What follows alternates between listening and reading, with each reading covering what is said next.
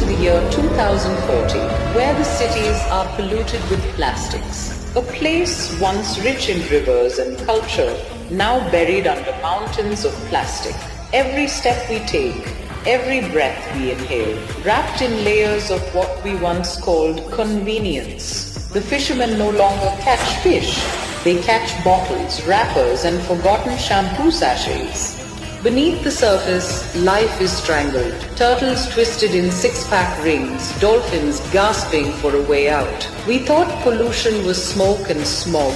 We didn't know it would fall from the sky. We polluted our lakes, one wrapper at a time, until the fish disappeared and the silence took over. Change begins with us. With every bottle we refuse, every bag we reject, every voice we raise. If we don't stop plastic now, it will stop us forever.